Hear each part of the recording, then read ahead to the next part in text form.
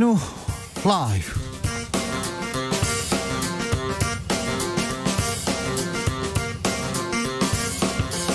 2020년 12월 16일 수요일입니다. 안녕하십니까, 주진우입니다.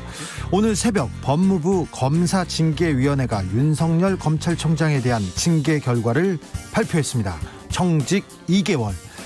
윤 총장은 위법한 절차와 실체 없는 사유를 내세운 불법한 부당한 조치, 이런 얘기를 했는데요. 법적 대응을 예고하고 있습니다. 윤석열 총장의 미래 어떻게 되는지 재판 5분 전에서 짚어봅니다.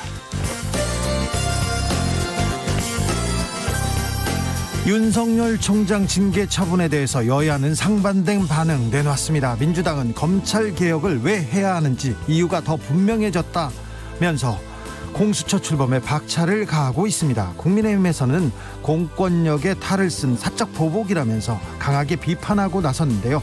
각 당의 입장, 원내 대변인 모셔서 직접 들어보겠습니다.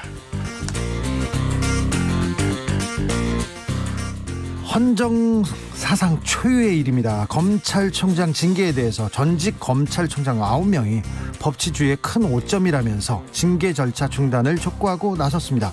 검찰 내부 분위기는 어떨까요? 윤석열 총장 징계가 검난으로 번지게 될까요? 검사 출신 이현주 변호사와 이야기 나눠보겠습니다. 나비처럼 날아 벌처럼 쏜다. 여기는 주진우 라이브입니다.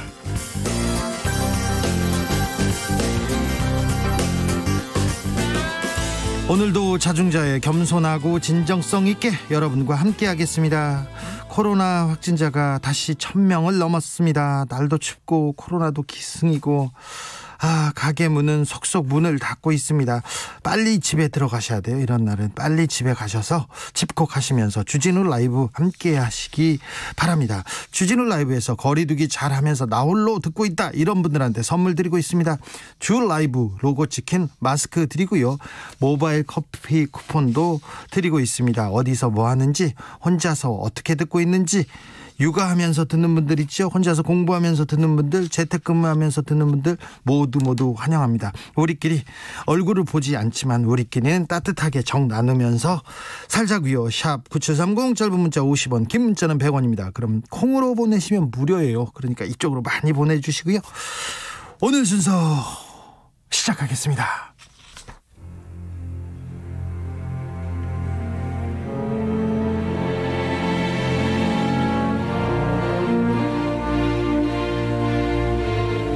나의 일은 나보다 중요하다. 오직 진실과 정의만 생각한다.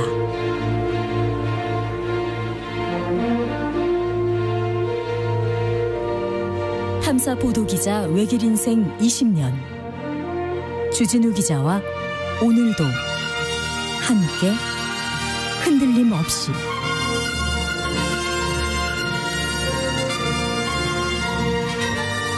KBS 1라디오 주진우 라이브.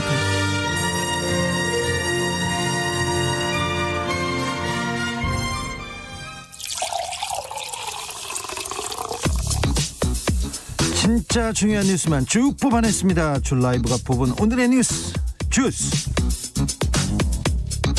정상근 기자, 어서 오세요. 네, 안녕하십니까. 역대 최다 확진자가 기록됐습니다. 코로나 확진자가 오늘도 1000명을 넘었어요. 네, 신규 확진자 1078명입니다. 말씀하신 대로 역대 최다 확진자 기록이 반갑지 않게 깨졌는데요. 네. 지역사회 확진자는 1054명으로 서울에서만 373명, 경기도 320명, 인천 64명 등 수도권에서만 757명이 나왔습니다. 수도권에서만 757명입니다. 네, 그리고 전북 김제 한 요양원에서 60명이 넘는 확진자가 나오면서 어제 전라북도도 75명의 확진자가 나오는 등 호남권의 신규 확진자는 81명이 나왔고요. 지금 요양병원에서 집단 감염 계속되고 있습니다. 각별히 신경을 써주셔야 됩니다. 그리고 지금 요양병원들을 대상으로 정부가 계속 조사를 벌이고 있거든요. 네. 이 과정에서 많이 확진자가 나오고 있습니다.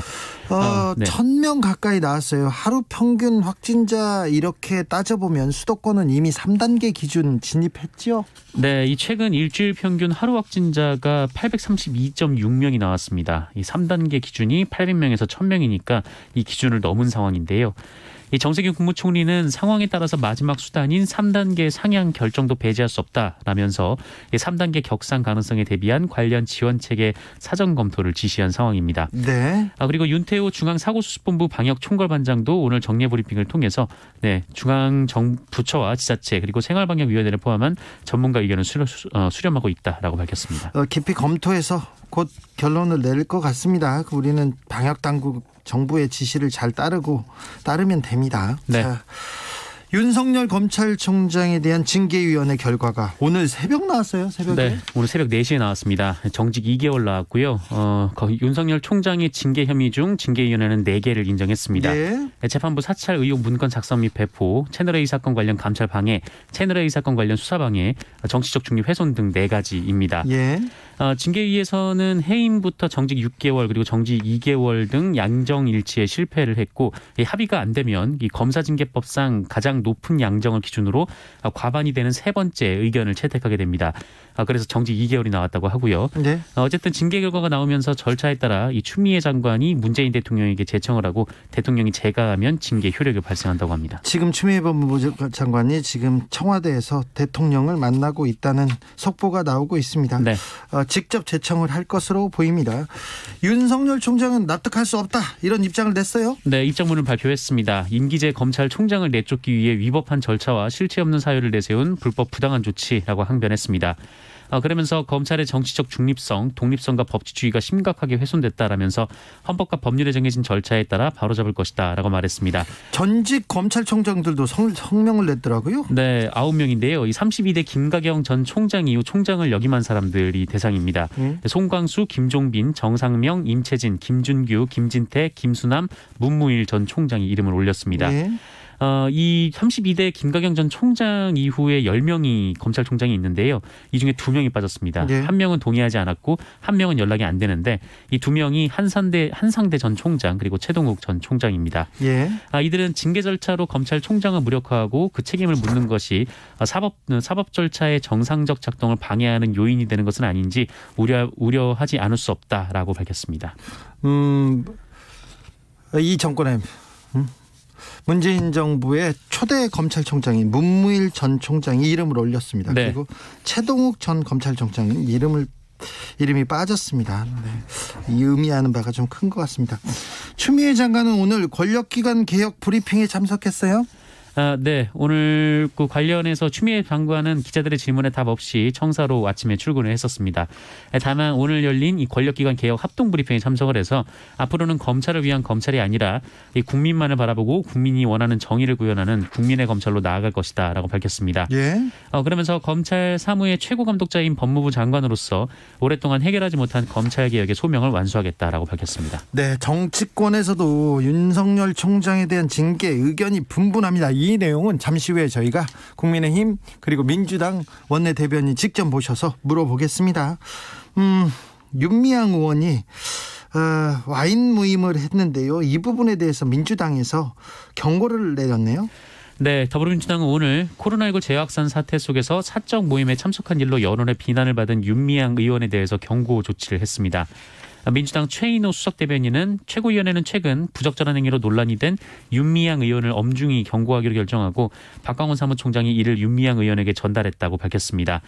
그리고 민주당은 코로나19로 사회의 아픔과 시민의 고난이 심화되는 상황에서 이 사항을 그냥 지나칠 수 없다는 판단에 이르렀다라면서 민주당 구성원 모두가 하나가 되어 다시는 이런 일이 없도록 노력하겠다라고 밝혔습니다. 네. 오늘 박지원 국가정보원장이 국정원 개혁 완성됐다 이렇게 선언을 했어요, 아예? 네, 아까 잠깐 말씀드린 이 권력기관 개혁 브리핑이 있었는데요. 이 자리에서 박지원 국가정보원장은 최근 국정원의 대공수사권을 경찰로 이관하는 등의 내용을 담은 이 국가정보원법 개정안의 통과로 미완으로 남았던 국정원 개혁이 비로소 완성됐다라며 앞으로 정치 개입은 절대 없을 것이다라고 약속했습니다. 그러면서 국정원을 세계 제1의 북한 해외 정보 전문 기관으로 거듭나게 할 것이다라고 말을 했고요. 그리고 5.18, 세월호, 댓글 사건, 민간인 사찰 같은 국정원 관련 의혹이 두 번 다시 거론되지 않도록 진상규명에 협력하겠다라고 약속을 했습니다. 박지원 국정원장이 지금 가신 지 얼마 안 됐는데요. 국정원 개혁 완성됐다고 하는데 몇 달 만에 완성하고 그럴 수 있는 일이 아닌 것 같은데요. 국정원에서 나쁜 짓 하시던 분들 민간인 사찰하시는 분들 다 잘 있고 잘 지내던데 이런 부분에 대해서는 어떤 또 개혁안을 가지고 있는지 좀 묻고 싶기도 합니다. 네.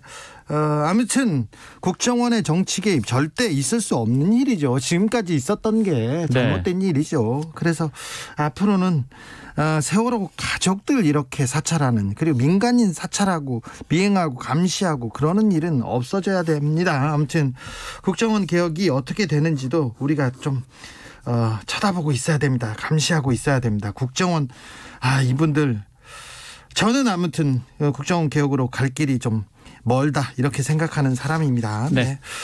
한 목사님이 있습니다. 그런데 20년 가까이 미성년자들한테 성범죄를 저질렀다는 주장이 나왔어요. 네, 경기도에 위치한 한 교회에서 아이들을 돌본다던 목사가 이 수십 명의 미성년자들을 대상으로 성폭력을 저질렀다라는 충격적인 보도가 나왔습니다. 경찰은 4일 이 목사가 20년 가까이 성착취를 해왔다는 고소장을 접수해서 어제 압수수색을 진행했는데요. 이 고소인들은 초등학교 때부터 이 교회에서 갇혀 지냈다라고 주장하고 있는 초등학교 때부터요? 네, 20대 여성 3명입니다. 이들은 이 목사가 자신의 부모들에게는 아이들을 영적으로 보살핀다라고 말해놓고 성폭력을 저질렀다라고 주장했습니다. 영적으로 보살핀다고 하면서 성폭력이요? 네, 음란죄를 상담해주겠다라면서 감금을 하고 이 다른 아이들과 성관계를 가지지 않았냐라고 윽박질러서 좀 두려움에 거짓으로 인정을 하면 그때부터 음란마귀를 빼겠다며 성적 착취를 자행했다라는 건데요. 게다가 그 과정을 동영상으로 촬영하고 억지로 함께 보도록 했다라고 합니다. 이런 일이 많게는 1년에 60번 그리고 해가 지날수록 잦아졌다라는 게 피해자들의 주장인데, 다시 한번 말씀드리지만 이 처음 범죄가 자행됐을 때 그 피해자들은 초등학생이었습니다. 이런 일이 17년간 이어졌다라고 하는데요. 일단 부모가 신도였다라고 하고요. 이 피해자들이 초등학교도 가지 못하고 이 교회에 갇혀 지냈다라고 합니다. 그래서 교육청이나 지자체에서 조사를 나오면 아이들이 정신적 문제가 있는 것처럼 꾸몄다라고 하는데, 일단은 고소가 된 상황이고 이 자세한 사실관계는 수사 결과로 밝혀져야 할 텐데요. 해당 목사 측은 혐의를 부인하고 있는 상황입니다. 영화 속에나 있을 법한 이런 일이 지금 현실에 나오고 있습니다. 아무튼 경찰이 좀 낱낱이 밝혀서 이 피해자들의 억울함을 좀 풀어줬으면 합니다. 네. 목사님 예수 믿으셔야 되는데 참 영적으로 보살핀다고 하면서 성폭력이라니. 이 문제가 어떻게 되는지 계속 지켜보겠습니다. 학교 폭력 문제입니다. 고등학생들이 동급생을 때려가지고 중태에 빠뜨렸어요. 네, 지난달 28일 인천의 한 고등학교 학생이 동급생 2명에게 심한 폭행을 당해서 의식을 잃고 깨어나지 못하고 있습니다. 코로나19로 폐쇄된 한 아파트의 체육시설에서 가해 학생들이 피해 학생을 권투 스파링을 한다라면서 폭행을 했고, 의식을 잃자 이 피해자 가족에게 연락을 했습니다. 이에 피해자 가족들이 급히 119를 불렀지만 아이가 깨어나지 못하고 있는데요. CCTV를 확인해 보니까 이 피해 학생에게 권투 선수용 머리 보호대를 씌운 뒤에 무려 3시간 가까이 폭행을 이어갔다라고 합니다. 그러다 피해 학생이 정신을 잃자 물을 뿌리고 바닥에 끌고 다녔다라고 하는데, 그런데 이 가해 학생들이 이미 이 다른 학교 폭력에 연루돼서 학교에서 전학 처분을 받았다라고 합니다. 이들이 불복 절차를 밟으면서 전학이 미뤄지는 상황에서 또다시 학교 폭력이 벌어진 건데요. 한편 이 피해 부모가 학교폭력 근절을 촉구하면서 올린 청와대 국민청원에는 현재 답변 기준인 20만 명이 넘게 동의를 한 상황입니다. 폭행한 고등학생들 지금 구속됐습니까? 아니요, 그 얘기는 들리지 않고 있습니다. 이 부분 어떻게 처리하는지 저희가 지켜보겠습니다. 학교폭력 이건 있어서는 절대 안 되는 일인데요. 스파링이라니요. 권투 선수 되려고 하던 사람들 아니지 않습니까? 이 폭행 사건이 어떻게 진행되는지도 저희가 계속해서 그 취재해서 알려드리겠습니다. 네, 고교생 2명은 구속됐습니다. 네, 어찌 되는지 지켜보겠습니다. 주스 정상근 기자와 함께했습니다. 감사합니다. 네, 고맙습니다. 코로나 시대 혼자 주진우 라이브 듣는 분 많습니다. 0054님, 큰 화물차 운전합니다. 비가 오나 눈이 오나 더우나 추우나 한결같이 차 안에서 혼자 잘 듣고 있습니다. 오늘도 안전운전입니다. 안전운전 하시기 바랍니다. 6110님, 중소기업 근무하는 사람인데요, 야간 근무라 차 안에서 도시락 먹는데요, 춥긴 추워요. 항상 잘 듣고 있습니다. 얘기했는데 오늘 춥죠. 걱정입니다. 추우니까 따뜻하게 계셔야 되는데. 4405님 대학원에서 공부하면서 2딸 키우고 있습니다. 항상 집에 가면서 혼자 차에서 듣는데 오늘은 큰아이 데리고 학교 갔다가 같이 집에 가면서 듣고 있어요. 아이는 피곤해서 잠이 들었네요. 네. 아이고, 네. 애기가 얼마나 예쁠까. 6296님, 저는 코로나로 유급 휴가 받고 집콕하면서 라디오 듣고 있습니다. 코로나 때문에 마음이 우울해 있는데 날씨까지 추우니까 우울한 마음 더 심해지는 것 같습니다. 빨리 코로나가 없어지기를, 모든 사람이 건강하시기를. 네. 네. 6296님도 건강하시고요. 네. 빨리 코로나가 없어지기를 기원합니다. 교통정보센터 다녀오겠습니다. 공인혜 씨. 네, 이 시각 교통정보입니다. 말씀하신 대로 오늘도 날이 많이 추운데요. 차량 내 온풍기를 장시간 틀어놓다 보면 졸음운전의 가능성이 커진다고 합니다. 주의 운전하셔야겠습니다. 먼저 사고는 중부고속도로 하남 방향 곤지암 나들목 진출로인데요. 현재 갓길에서 화물차 사고 정리하고 있고요. 정체는 이후 경기 광주 나들목부터 중부 1터널 쪽으로 이어집니다. 경부고속도로 부산 쪽은 수원 진출로 2차로에서 고장난 버스 처리하고 있고요. 뒤로 1km 처리 여파를 받습니다. 이전 하남에서 서초 신갈 분기점부터 고장난 차 처리 중인 수원까지 쭉 밀려 있고요.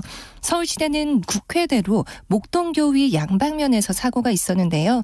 이 사고 처리 끝난 지금도 경인고속도로와 이어지는 안양청로 방면 정체가 크게 남아 있습니다. 뒤로 의원회관부터 신월까지 지금도 40분은 걸리고 있고요. 반대 서강대교 쪽도 사고의 영향이 남아 같은 구간 혼잡합니다. 또 구리 쪽 강변북로는 성수 나들목 지난 4차로에서 고장난 차 처리하고 있습니다. KBS 교통정보센터였습니다.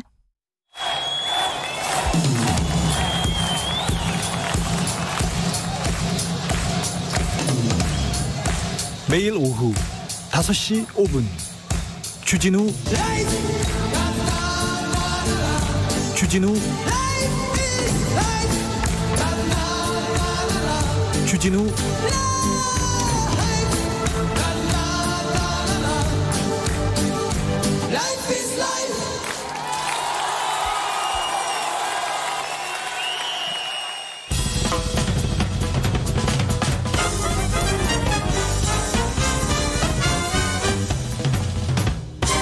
훅 인터뷰. 모두를 위한, 모두를 향한, 모두의 궁금증 훅 인터뷰. 헌정사상 초유의 검찰총장 징계에 대해서 여야는 서로 상반되는 입장을 내놓고 있습니다. 차례로 만나보겠습니다. 먼저 최영두 국민의힘 원내대변인 모셨습니다. 안녕하세요. 네, 안녕하십니까. 대변인님, 며칠 전에 필리버스터 하는 거 봤습니다. 예. 네. 근데요, 좀 감정이 북받쳐가지고 울먹이시더라고요. 산타 할아버지도 금방 오시는데. 실제로 그 지역에서도 그렇고 많은 유권자들이 참 눈물의 하소연에 문자들을 전화를 해오십니다. 네. 정말 죽게 생겼는데 뭐하냐고. 이 코로나 혹한이, 이게 혹한과 코로나가 겹치지 않습니까? 예. 근데 이게 무슨 봄이 오면 나아진다는 무슨 희망이라 있어야 되는데 아무것도 없고, 지금 이 저 경계 수요가 높아지면서 9시 되면 다 문 닫아야 되고 제한업종. 그래서 이제 굶어 죽으나 코로나로 죽으나 마찬가지다. 이 특히나 여름 같으면은 그래도 버틸만 합니다. 근데 추위에 이러놓으니까 저희 특히나 그 제 지역구 마산 하포 같은 경우는 이제 지원 지역이다 보니까 산업위기, 고용위기가 다 겹쳐 있거든요, 지금. 그래서 지역 구민들 생각하고. 그러고 뿐이겠습니까? 우리 저 이웃들 마산만 그렇겠습니까? 그래서 참 그걸 생각하는데 무언 짓인가 싶어서 빠졌습니다. 국회가 집중해야 될 게 지금 이런 그 제가 필리버스터는 법이 이제 남북 그 전단, 북한의 전단이라든가 USB라든가 이런 걸 못 가게 하는 이런 법이었습니다. 네. 그걸 꼭 지금 이 순간에 이렇게 해야 되느냐. 지금 오히려 우리가 코로나 백신을 어떻게 확보할 것이고 이런 걸 더 해야 되는 거 아니냐. 뭐 그런 이야기를 하다가 그 이웃들의 또 친지들의 이런 절규들 같은 게 들리는 데 대해서 갑자기 눈물이 맺혔습니다. 알겠습니다. 자, 법무부 검사징계위원회에서 윤석열 검찰총장에 대한 정직 2개월 징계를 의결했습니다. 이 징계 결과 어떻게 보셨어요? 이게 지금 아마도 지금 밀어붙인 게 다 사전 사퇴했다 그러지 않습니까? 추미애 법무부 장관이, 우리 무법 장관이라고 합니다만, 이분이 막 추진했던 게 법원에서도 안 받아들여지고, 그다음에 검찰 이전에 열렸던 거기서도 기각되고, 또 여러 이게 사실은 실패한 거죠. 윤석열 총장을 몰아내려고 온갖 혐의를 다 씌웠는데 법원에서도 안 받아들여지고 이번에 검사징계위원회도 이렇게 불공정하게 진행되고 윤석열 총장한테는 반박할 기회조차 안 두었습니다. 그리고 상당히 재책 사유가 많은 심사위원들도 있었고 했는데도 불구하고 2개월 그러니까 쫓아내는데 실패한 거죠. 실패했지만 그래도 뭔가가 아무튼 고리를 잡아서 제가 보니까 딱 2개월이란 건데 2개월은 이 법원에 내면은 이 2개월도 한 3개월 되면은 법원에서도 기각될까 봐. 왜냐하면 3개월이면 검찰총장 임기가 앞으로 7개월밖에 안 남았는데 네.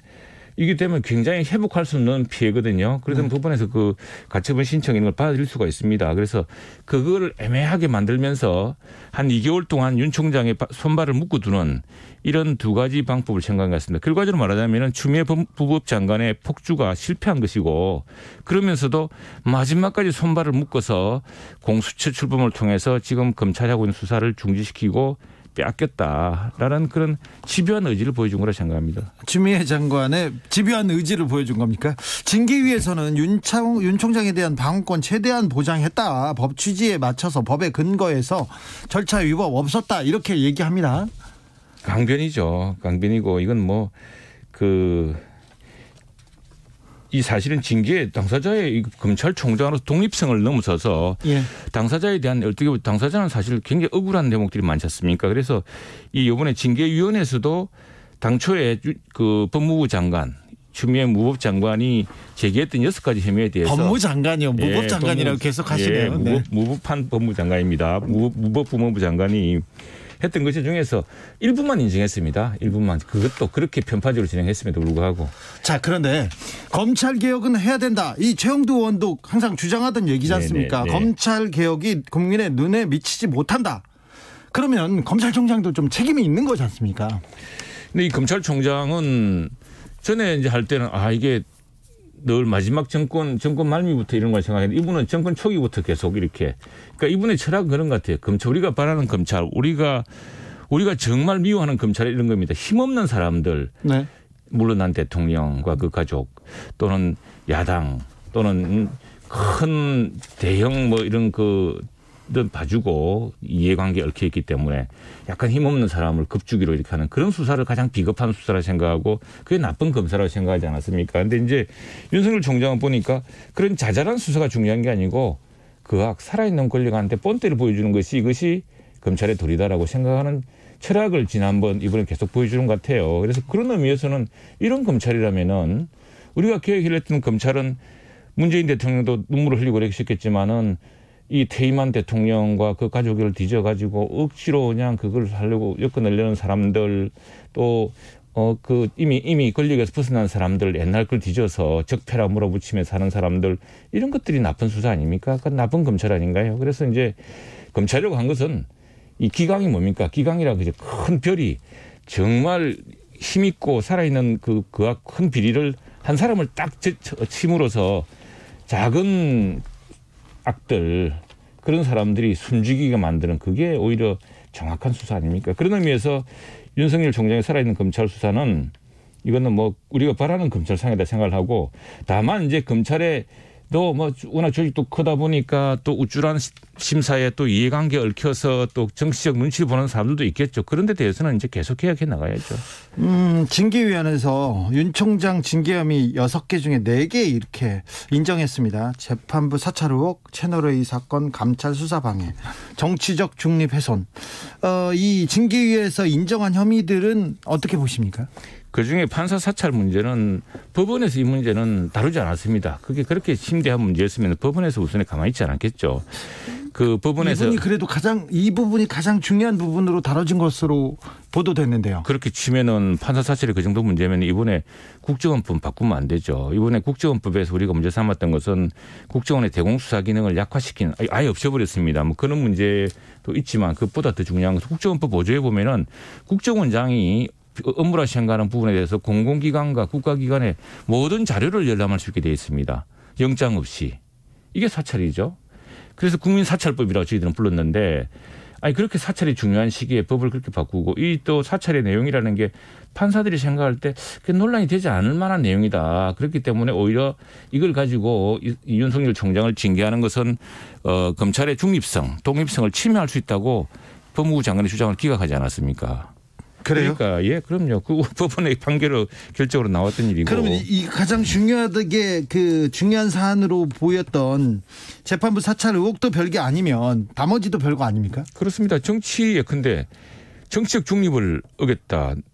정치적 중립을 어제 그런 말 했더라고요. 나중에 결국 문제 삼는 게 너 나중에 뭐 할래 그랬더니 무슨 공적인 역할 뭐 이런 이야기를 잠깐 언급했다고 너 대선 출마하려 그러지 그러고 그 심지어 특수활동비 가지고서 특수활동비를 대선 자금으로 쓴다고 비난하지 않았습니까? 그런데 그건 이번에 징계사유에 넣지도 못했어요. 그런데 또 하나는 자 윤석열 총장이 대권 주자로 이름을 올린다는 게 이유입니다. 그 이름을 올려준 사람이 윤석열 총장입니까? 추미애 장관입니까? 윤석열 총장은 자기 이름을 올리지 마라. 그래서 뺐어요. 언론사가 다 빼고 있다가 갑자기 추미애 장관이 공격을 시작하고 여당이 벌떼처럼 달려드니까 언론사에서 저 반작용을 보기 위해서 언론 이제 이런 데서 넣은 것이 그래서 지금 1위까지 올라갔는데 네. 그걸 가지고 지금 와서 정치적 중립을 어겼다고 이야기하는 것은 적반하장이죠. 적반하장. 대변인께서 오늘 윤 총장의 정직 징계 이후에 여권이 공수처를 가져가려고 한다 이렇게 비판하셨는데 이게 무슨 뜻이에요? 지금 이제 공수처를 당초에 문재인 대통령이 약속했던 공수처랑 완전히 180도 변질된 겁니다. 공수처장은 이번 공수처가 변질됐어요? 예. 야당이 반대하면 공수처장을 임명하지 않겠다고 약속을 하지 않았습니까? 이 공수제도가 지금 여러 가지 위헌적 요소가 있습니다. 그렇지만 정치적 중립을 보장한다면은 네. 제도보다는 또 사람도 중요하니까 하겠다고 서로 협의가 되고 있었던 것이고 그중에 가장 중요한 약속이 여당의 지도자들도 그렇고 대통령도 그렇고 야당이 반대하는 사람 쓰지 않겠습니다. 그건 뭐냐면 야당이 추천을 못하더라도 야당이 저 사람만은 안 되겠다 하면 쓰지 않겠다 그랬는데 그걸 어기고 이제 야당 관계없이 자기들 마음대로 쓸 수 있도록 법을 고쳤습니다. 그리고 공수처 검사도 이제 공수처장이 임명하기 때문에 자격 요건과 연한을 낮춰가지고 실력과 경험은 부족하더라도 자기 진영과 이념에만 자기 편들을 막 넣을 수 있게 만들어놨습니다. 그렇게 해놓고 마음대로는 아니고요. 네. 그런데 이제 우리는 그렇게 볼 수밖에 없는 것이 이게 네. 합리적 의심이라고 그럽니다. 그런데 네. 이제 그렇게 해놓고 지금 이제 곧 출범시킨다는 거거든요. 출범시켜 놓으면은 공수처는 공무원 비리를 다 가져갈 수가 있습니다. 예. 출범되면은 지금 하고 있는 월성 1호기 그 중단 사태한 감사원 감사를 방해하고 증거를 인멸했던 수사 그 공무원들 사건이거든요. 예. 그 사건 가져갈 수가 있습니다. 네. 그다음에 청와대 8개 수석실에서 울산시장 선거 개입했던 사건 그것도 공무원 사건이거든요.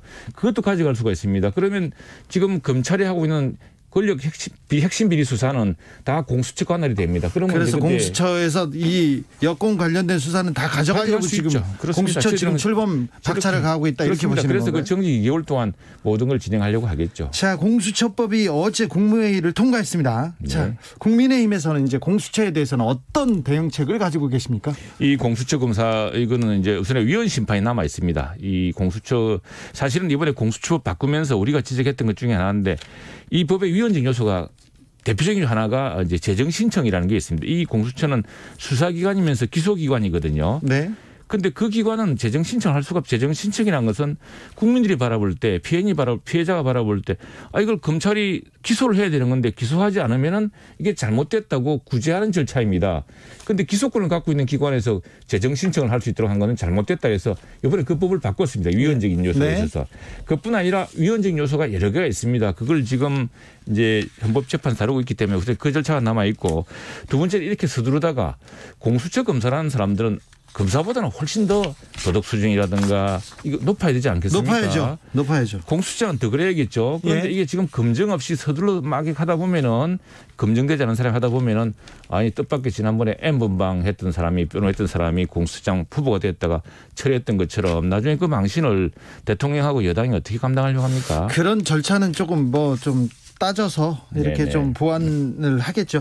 최영두 의원하고 언제 우리 만나서 이 민생 그리고 경제 그런 얘기 할까요? 지역 현안. 예, 그럼요. 정말 중요합니다. 나는 우리 왜 이렇게 국가정보원법 바꾸가 실효되려면 3년 유예 기간이 있습니다. 그 요즘 북풍이 불기 때문에 풍선 날려 보낼 수도 없어요. 이 시기에 모양 나쁘게 김여정이 하명했던 걸 우리가 못 따라서 안다라는 것처럼 그걸 할 필요가 있었느냐. 그래도 북한에 그거 전단 날리는 거는 그건 막아야죠. 지역에서 거기에서 국지적 벌어질 수도 합리적인 방법이 있는데 예, 그런 것들을 이 모양이 또 중요하거든요. 네. 우리 북한이 우리한테 사과한 적도 없고 막 우리 이게 하는데 험담하고 하는데 그 얘기는 다음 시간에. 네. 지금까지 민생이 중요합니다. 그렇습니다. 최영두 국민의힘 원내대변인이었습니다. 감사합니다. 고맙습니다. 주진우 라이브.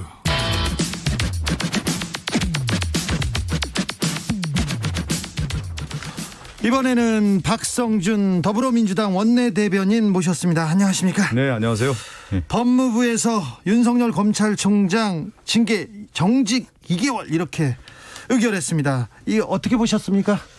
먼저 징계위의 어떤 판단에 대해서 이제 겸허히 수용하고 존중할 필요가 있고요. 예. 저는 이번 징계를 한 세 가지 차원에 좀 접근해서 바라볼 필요가 있다고 생각돼요. 예. 먼저는 이제 윤 총장에 대한 어떤 개인적인 문제, 그 과정에서 검찰 내부의 어떤 과제가 상당히 산적해 있다라는 것이 드러났고, 네. 결국은 마지막으로는 검찰 개혁을 왜 해야 되는지 이 부분까지 저희가 밝혀진 것이 아니냐 이렇게 좀 판단하고 있고요. 네.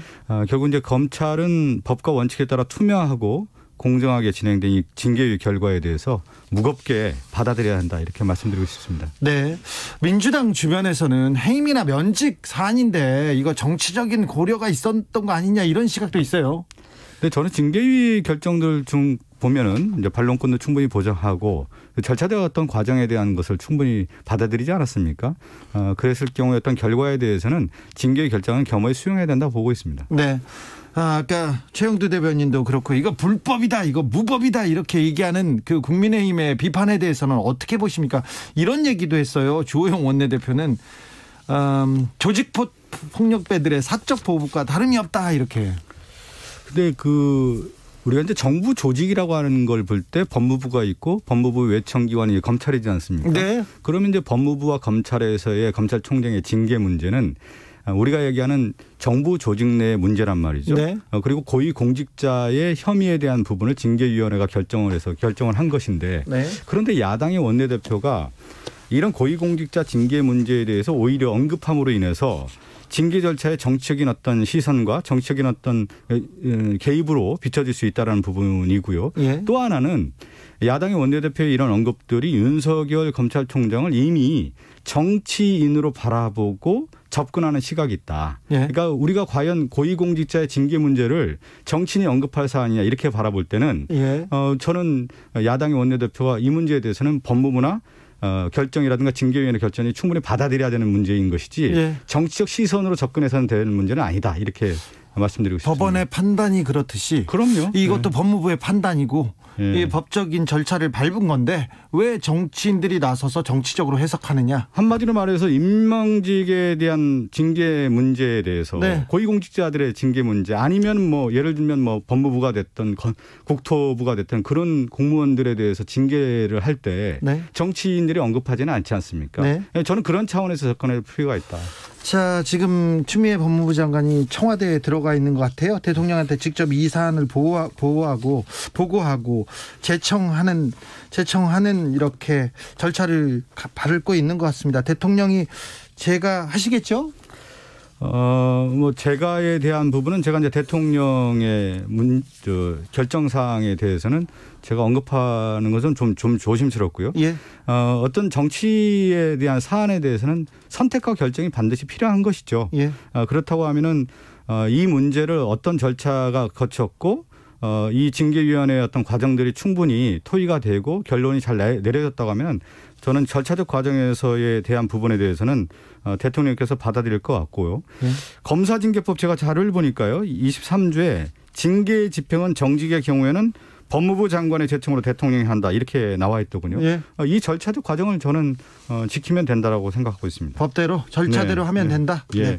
자, 이제 검사들 징계위원회에서 정직 내렸고요. 그리고 대통령의 재가가 있으면 이제 이 논란은 사라지고 검찰 개혁의 길로 접어들 수 있을까요? 이제 또 갈등이다, 사태다 이런 얘기는 듣지 않고요. 제가 처음에 얘기할 때 윤석열 총장의 개인 혐의에 대한 부분과 검찰 내부의 문제도 불거졌다고 하지 않았습니까? 예. 검찰 내부의 문제 주 앵커도 좀 잘 알고 있겠지만 특히 이제 검찰 내부의 문제는 특권 남용의 문제가 있었다라는 거죠. 네. 제가 예를 들면 윤석열 총장의 장모 또 배우자 수사 지연의 문제 네. 또 이번에 크게 드러났던 윤갑근 전 대구고검장 수사에 대해서 제 식구 감사기가 드러났고 그분은 구속됐습니다. 지금 구속됐죠. 네. 근데 그 당시 보면은 수사를 문개기하고 감사하게 했다라는 거 그대로 드러나지 않습니까? 네. 룸사롱 검사 사건과 관련해서 접대 받았습니다. 접대 받았는데 분명한데 그냥 불기소했나요? 그냥 처리도 제대로 하지 않았다라는 거. 한 명만 기소하고 네, 두 명은 그냥 불기소, 예. 불기소했습니다. 이런 것들을 볼 때 저는 검찰 내부의 문제, 그러니까 일벌백계하는 검찰 조직이라고 하는 것은 사실은 법을 집행하는 기관 아니겠습니까? 네. 또 법을 집행하는 수행자이면서 공익을 대표하는 검찰총장 이런 문제에 대해서는 상당히 엄격하게 집행을 했어야 되는 문제인데 네. 검찰 내부의 문제가 그대로 드러났다라는 것은 결국 윤석열 총장이 검찰 내에서의 문제를 제대로 해결하지 못했다라는 부분도 드러났다 이렇게 언급하고 싶습니다. 이 부분을 좀 강조하고 싶은데 국민의 눈높이에 검찰 개혁은 한참이나 못 미치거든요. 네네. 검찰은 자기 식구들은 검사 출신들은 봐주거든요. 그런 일이 계속 있어 왔어요. 그래서 검찰 개혁에 한참 못 미쳤다. 이 부분에 대해서는 조금 그러니까 대부분 이제 민주주의를 연구한 분들이라든가 헌법을 연구한 분들의 가장 공통적인 특징은 뭐냐면 정부 조직이 권력이 축적됐을 때는 그 조직이 폭력성으로 이어진다는 거예요. 그렇기 네. 때문에 늘 견제와 균형의 원리, 권력에 대한 집중만이 아니라 그 분산에 대한 그 제도적인 시스템, 민주화라고 하는 것은 제도화의 과정 아니겠습니까? 네. 그동안에 검찰 조직의 그 권력에 대한 집중에 대한 부분을 분산시키고 견제와 균형의 원리로 가야 된다라는 것이 지금 시대에 맞는 검찰개혁의 본류다 이렇게 바라보면 저는 정확할 것 같습니다. 국민의힘에서 계속해서 이 사태 정점은 문재인 대통령이다. 이렇게 문재인 대통령이 뒤에서 빠져가지고 이렇게 다 기획하고 있다. 이렇게 계속 문재인 대통령을 이렇게 불러오려는 그런 이야기를 계속 하지 않습니까? 네네. 그 부분은 어떻게 보시는지요? 저는 이렇게 봐야 될 것 같아요. 그러니까 대통령이 어떤 문제에 모든 것을 개입해서 결정한다라고 했을 경우는 그 자체가 큰 문제인 것이죠. 네. 왜 그러냐면 제가 처음에 얘기한 것처럼 법무부는 법무부의 절차도 과정이 있는 거고 검찰은 검찰의 과정이 있는 건데 여기에서 잘못된 부분은 하위에서 법적인 절차를 통해서 결정이 되는 거 아니겠습니까? 예. 그렇다고 하면 거기에 따른 문제가 발생했을 때 대통령이 최후의 결정을 하는 것이지 네. 그 과정에 개입해서는 논란의 문제가 되는 거고 그렇게 해서도 안 되는 문제인 것이죠. 그래서 그 과정상에서의 대통령은 책임을 묻는 것은 어불성설이다. 성립되지 않는 문제다. 이렇게 보면 됩니다. 그런데요. 예. 저기 민주당 대변인이시니까 예, 제가 예. 물어볼게요. 검찰 개혁해야 된다. 국민 대다수가 검찰 개혁을 지지합니다. 네. 그런데 검찰 개혁의 과정인데 지금 이 그 윤석열 사태, 이 갈등 속에서 지지율이 계속 좀 떨어지는 양상이 있습니다. 예. 공수처 출범해야 된다. 거의 대부분 지지했는데 최근에 민주당에서 공수처 그 개정안 통과시키고 나서 이거 잘못했다 이런 여론조사가 더 높게 나오는 거에 대해서는 어떻게 보시는지요?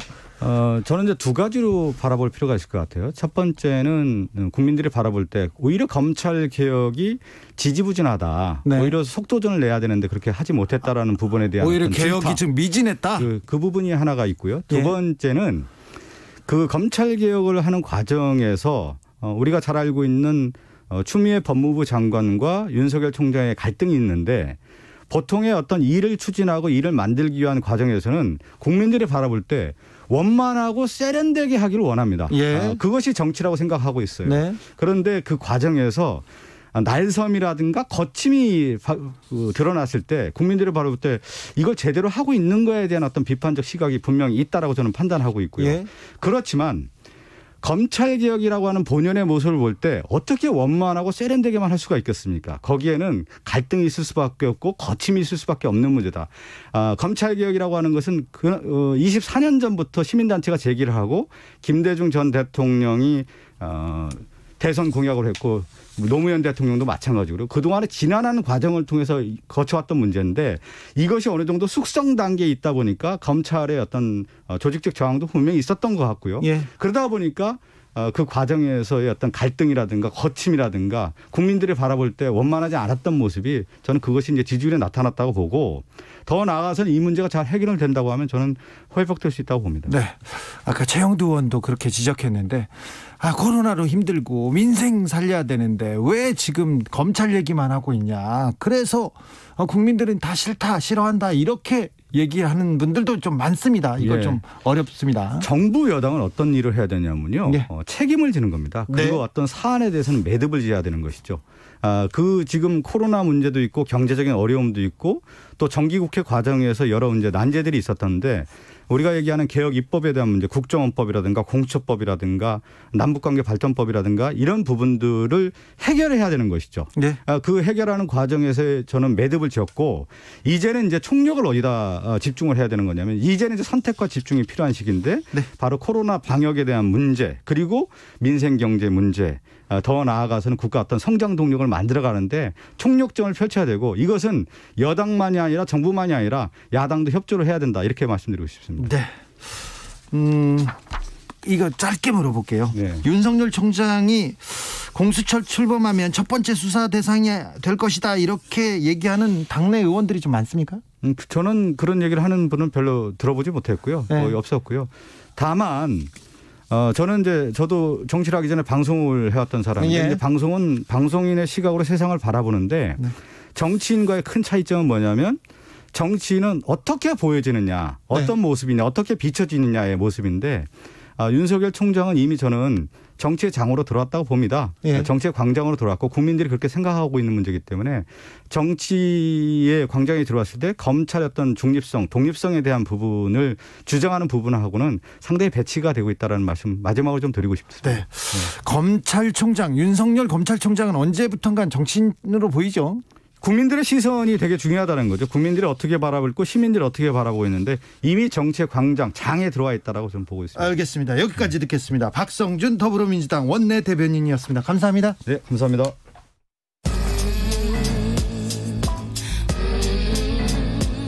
나비처럼 날아 벌처럼 쏜다. 주진우 라이브.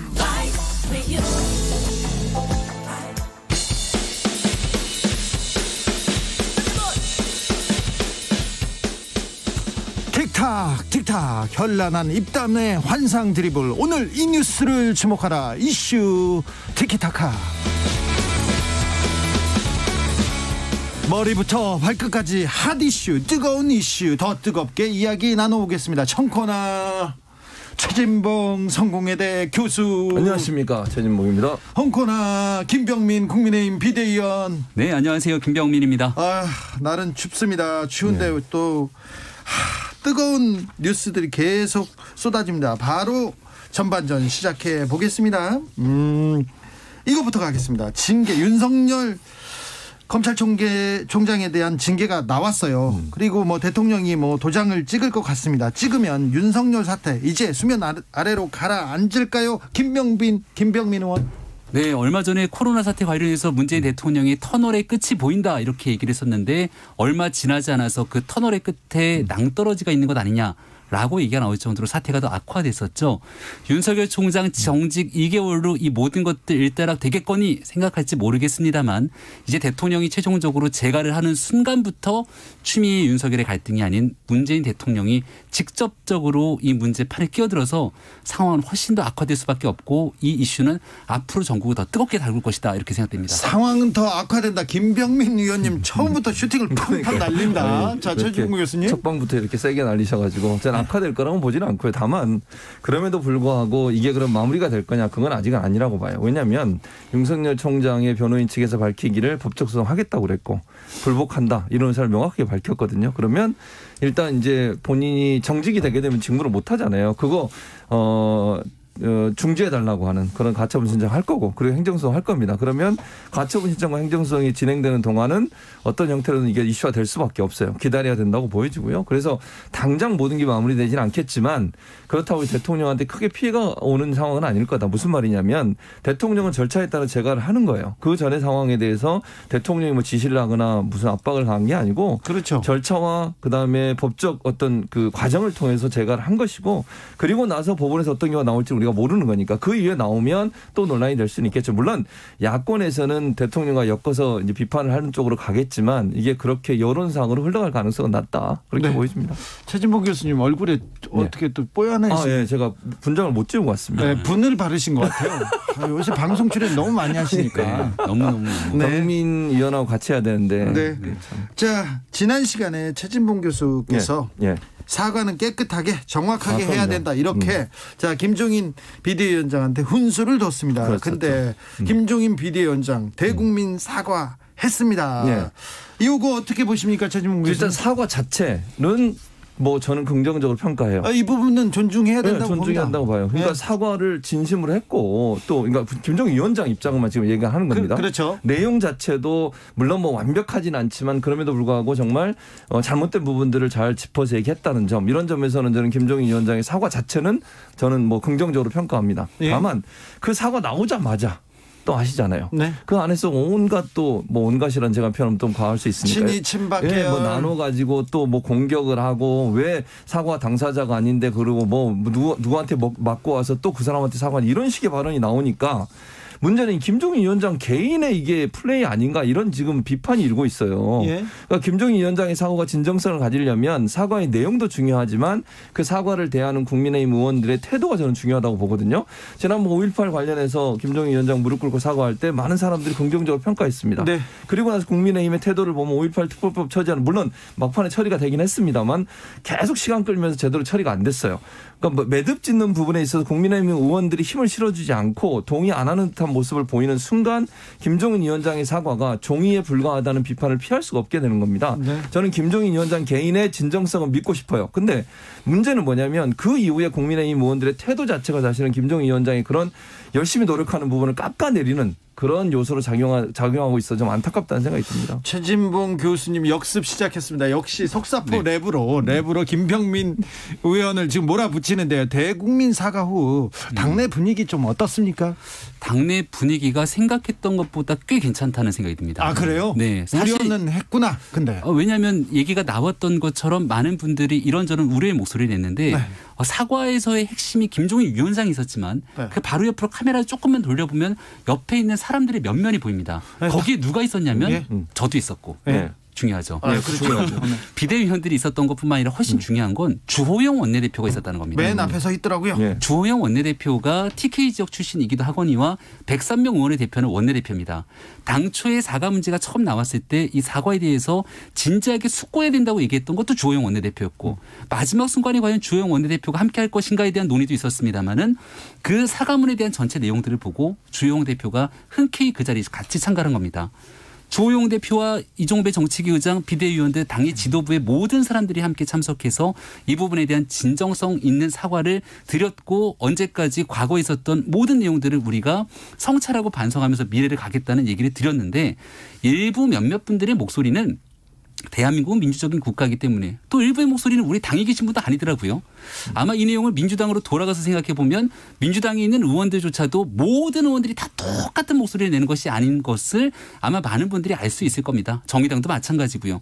이 정도의 상황이라면 우리 당이 할 수 있는 많은 의원들과 당내 구성원들의 의지를 담아서 뒤에 있는 하얀색 백드롭처럼 새롭게 모든 것들을 과거를 딛고 출발하겠다는 의지 충분히 보여줬다 생각합니다. 우려했던 것보다 생각했던 것보다는 그래도 단합된 목소리였다는 김병민 위원의 얘기였는데요. 국민의힘이 진정으로 탄핵의 강을 건널 수 있을지 이 부분은 또 큰 산 같은데. 그게 바로 조금 전에 최진봉 교수님이 얘기했던 것처럼 과거 5.18 사과하고 나서 그다음 바뀐 게 있냐 얘기했는데 그 다음 이후로 과거에 있었던 김순례 의원의 발언 같은 얘기 우리 당에서 들어본 적이 있습니까? 그리고 호남 지역에 대한 동행 의원들과 함께 호남 지역 한 분 한 분을 찾아뵈면서 예산 챙기겠다 약속했고 지난 기간 예산 통과되고 처리되는 과정에서 여당이 챙기지 않았던 호남 예산을 야당이 챙겼습니다. 최진봉 교수님 그렇습니까? 뭐 예산 챙긴 건 잘 모르겠고요. 네. 근데 이제 확인이 가능한 제가 또 내용입니다. 반박을 해야 되는데. 네. 그러니까 제가 드리고 싶은 얘기는 있으니까. 과거에 있었던 5.18 사과를 비롯해서 우리 당 정강 정책의 호남에 관련된 내용들을 충분하게 다 담아내면서 말로만 형식적으로 보여주기 변화가 아니라 그 이후에 후속 조치들을 꾸준히 하고 있다. 그렇기 때문에 이번 위원장의 사과도 말로만 과거를 반성하겠다는 것이 아니라 하얀색 백드롭처럼 새롭게 시작되는 출발점이다라는 점을 다시 한번 힘줘서 얘기 드립니다. 네, 힘줘서 얘기하는 김병민 의원의 말이 정말 이루어지길 저는 바라요. 네. 정말 간절히 바라는데 그러니까 주호영 원내대표 얘기를 하셨잖아요. 물론 그 자리에 서 있었고 그 옆에 배석하고 있었던 걸 저도 봤는데 주호영 원내대표가 며칠 전에 어느 모임에 갔습니까? 태극기 집회하시고 친박 세력이라고 얘기하는 분들과 함께 모여서 거기서 또 공동위원장을 맡으셨어요. 공동대표를. 네. 저는 그러니까 이런 게 저는 문제라고 봐요. 그러니까 명확하게 이런 게 문제인 거는 잠시 후에 잠시 후에 네. 이슈 티키타카 후반전에서 이어집니다. 문제점은 그때부터 나옵니다. 저는 알겠습니다. 6시에 돌아오겠습니다. 6시에 두 분과 함께 돌아옵니다. 조금 더 해야 돼요? 죄송합니다. 죄송합니다. 네. 자, 최종 아니 교수님. 그러니까 주호영 원내대표가 태극기 세력하고 거기 가서 같이 또 대표도 맡으시고 이런 식으로 하시면 거기 서 있는 거하고 이게 너무 상반되잖아요. 네. 정말 진정성이 뭘까 이분은 대체 어떤 생각을 갖고 계실까. 또 발언하는 내용도 보면 가끔 또 모든 보수 세력과 함께 해야 된다는 얘기도 하세요. 네. 그럼 명확하게 지금 탄핵의 강을 건너고 김종인 대표가 얘기하셨던 것처럼 박근혜 전 대통령의 그런 비선 실세를 이용한 국정농단 사태에 대해서 사과하겠다는 말의 진정성이 믿어질 수 있겠냐는 거예요. 물론 지금 발표하는 상황에서 뭐 어떤 마음으로 오셨는지 제가 모르겠어요. 근데 추후에 가서 이 문제에 대해서 또 이런 논란이 나오면 또 탄핵을 뭐 반대했던 세력들, 친박근혜 세력이라고 하는 분들이 와서 또 압박을 가하면 또 거기에 넘어가지 않을까. 이런 우려가 있어서 탄핵의 진정성이 강을 어렵다는 거예요. 진정으로 넘어갈 수 있을까요? 자, 이슈 티키타카 후반전으로 이어집니다. 6시에 저는 다시 찾아뵙겠습니다.